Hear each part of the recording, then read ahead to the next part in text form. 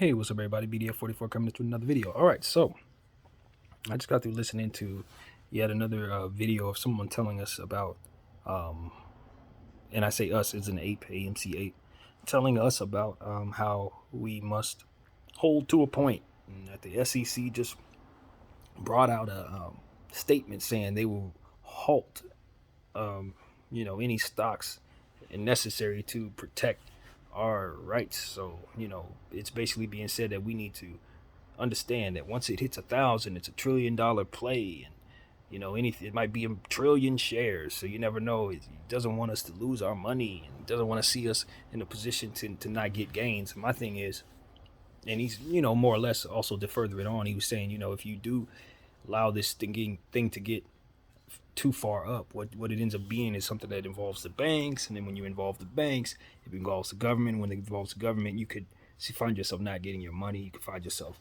ultimately not able to get whatever is coming out of the situation for 8-9 years, get wrapped up in courtrooms and all types of different stuff and dealing with the government. And I get that more than more than just to say, oh, okay, yeah, no, I understand that. I really do.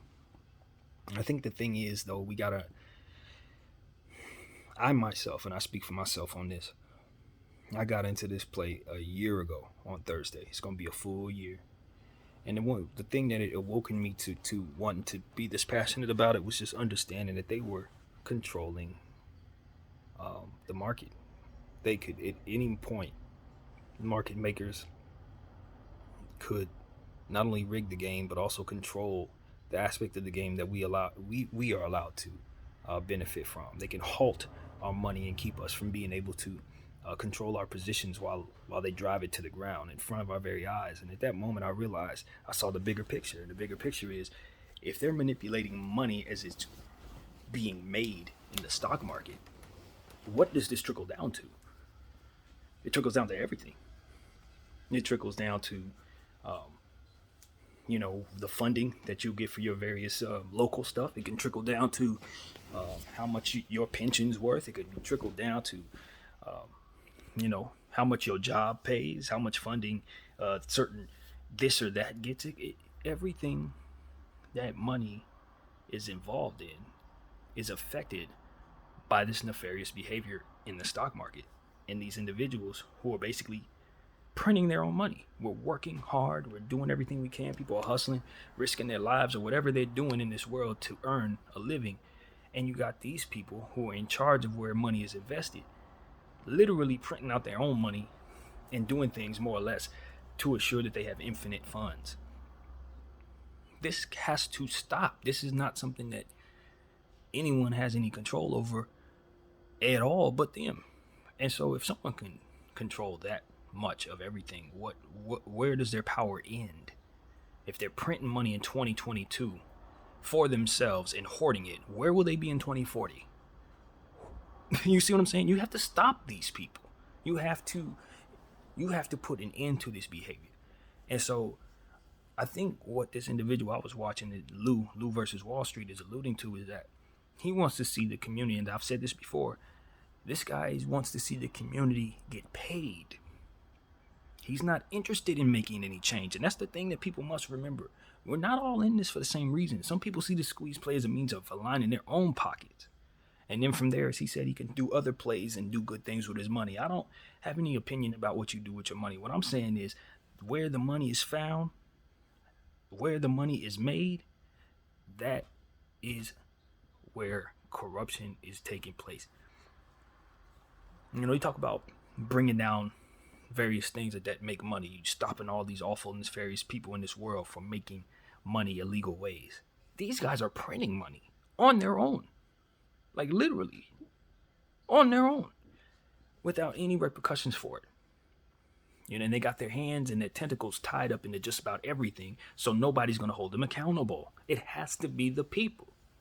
So no, I'm not sitting up here saying I don't want to see my life change because of what it is I've gone through. I've gone through enough right now. I'm in a terrible financial spot. I would love for my life to change. If this thing goes to $70 a share, it would probably be wise for me to sell just because of my circumstances. But make no mistake about it, I'm not here to get my own money. That's nothing. I'm trying to make sure that I'm a part of this thing that stops these folks from doing what it is that they're doing so that we can keep them from turning into the next horrible empire this world has ever seen. Let's just be honest. As I said, if they're printing money in 2022, where the hell are they going to be in 2040 if they keep this up? If nobody stops them, they're going to have. We could be. They could be the next, the next horrible entity on this planet. They could be funding the end of the world. I mean, if you let your imagination run, what can a person do if they cheat the system where money is made? How far can they take it? So that's what I'm saying to you. It's like, if I'm worried about myself and how much money I can get, and making sure I lock in my funds, and making sure I'm not sitting here for the next 10 years, then okay, yeah, it would probably be wise as soon as the squeeze starts to sell everything and get as much as I can and not worry about what everybody else is making. I got my profits, good luck. If this is with that kind of play, cool. That's a normal way to play it.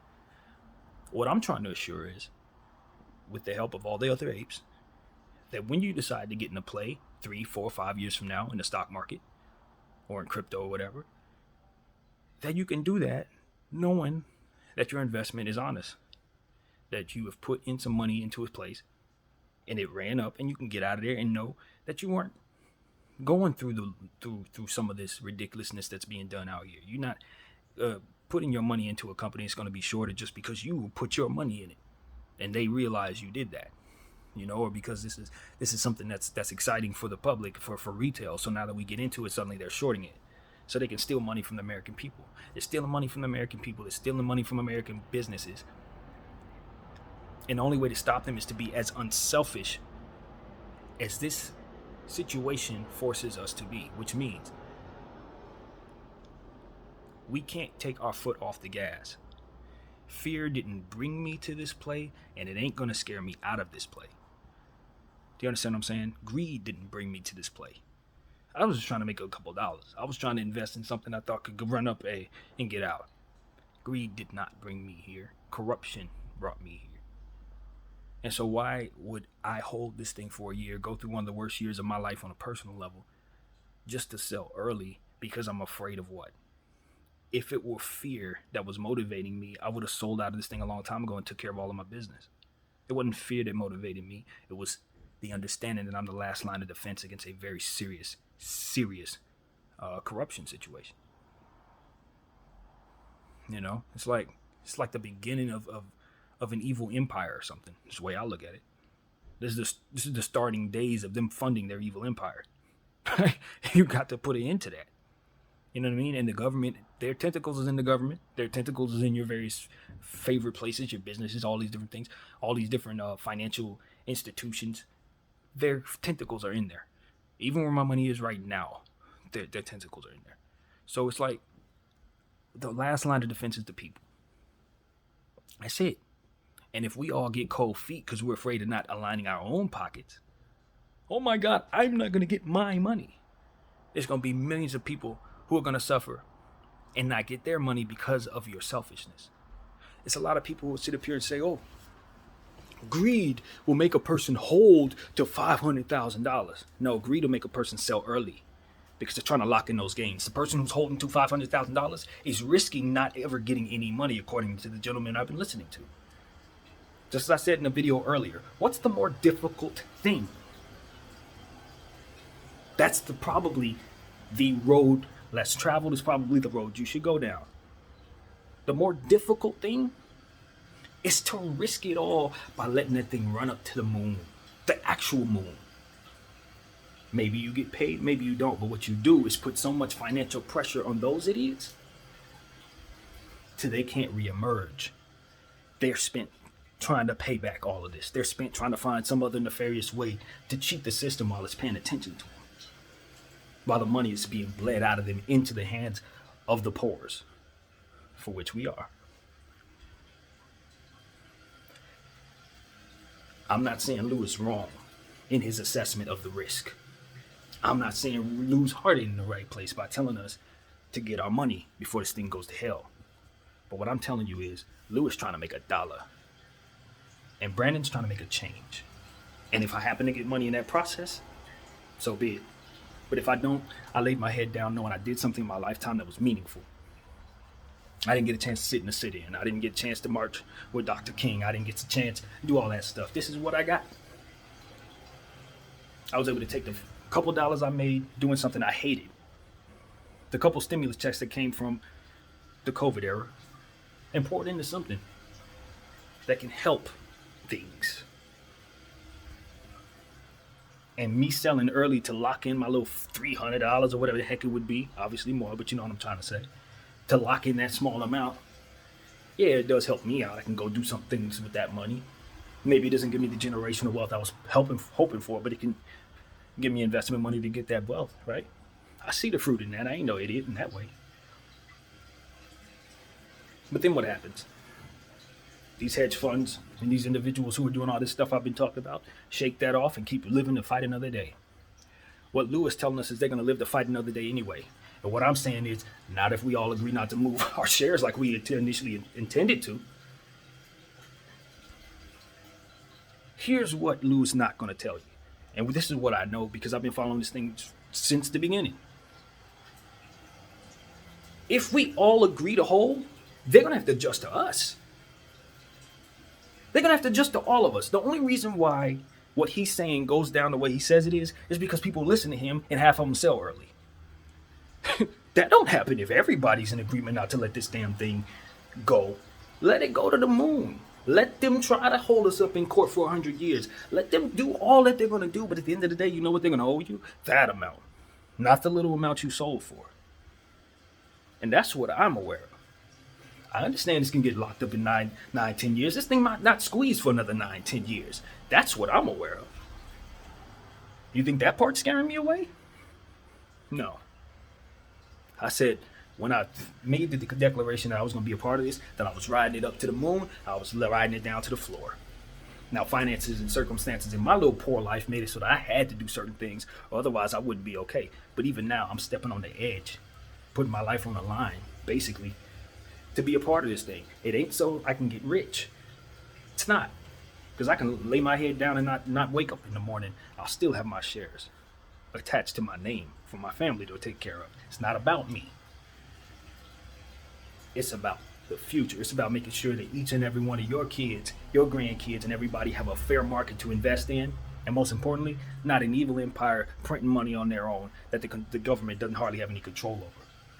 We are the police in this situation, apes. That's what I'm aware of. Now, if you're afraid, you're in the wrong play to begin with. Let's just be honest. If you're afraid, you're in the wrong play to begin with. If you're not here to be a soldier for this army, then you're a deterrent to what it is that we're trying to accomplish. That's the reality of it. Find something else to invest in. Don't step over our picket line. That's what I would suggest. That's what I would request, rather, as an ape who's been in this going through hell the whole time. Don't step over my picket line just so you can align yourself with a few pockets. You're just as bad as the people I'm fighting. And if you're too afraid that you're not going to make the money you expect to make, then just know that some of us are not. And because of it, we probably will make the money you're expected to make. And you're going to watch us do it too, having sold out early. And you know what's going to happen to those people who sold out early? They're going to buy back in. Much higher, because the thing is still going to run. Because it's going to be a bunch of people just like me who are not here just for the funds. We're here to hold those people accountable who nobody else will. Now you can say I'm crazy, pie in the sky or whatever. But what I'm telling you is, as this occurs, this video will age well. And maybe I catch the number I'm hoping for. Maybe it pans out the way I want it to. Maybe they throw my ass in prison for saying I tried to collude with something that obviously I'm not. They're going to try all kinds of stuff. It's too much money on the line. But what I'm telling you is this. That's not deterring me, nor is the fear of not getting wealthy in this play. Because this thing has drugged me all the way through the ground for the last 363 days. And you know what I've learned? That I got another 363 days to give them if that's what it takes. I ain't afraid. I got fears in this life. Me not making enough money in this play because I sold too late, definitely ain't one of them. Selling too early? Hell yeah. Selling too late? Not a chance. So y'all do whatever y'all want to do, man. If you're worried about your own situation, follow Lou's advice. I promise you'll make money. But you'll also be making sure that those guys have another fighting day. That'll be your responsibility. That'll be your doing. You would have ruined what it is that we're all trying to do here. The real ones, not the guys who are selfish trying to make their own funds, but the ones who are trying to make change to ensure that your kids get an opportunity at a fair market. That's who you're cheating. That's who you're screwing over. So line up with the hedges if that's what you're about, and sell it at $400 or $1,000. That's what you have to do. But understand who you're helping when you do it. My name is BDF44. Thank y'all for watching. I'm out.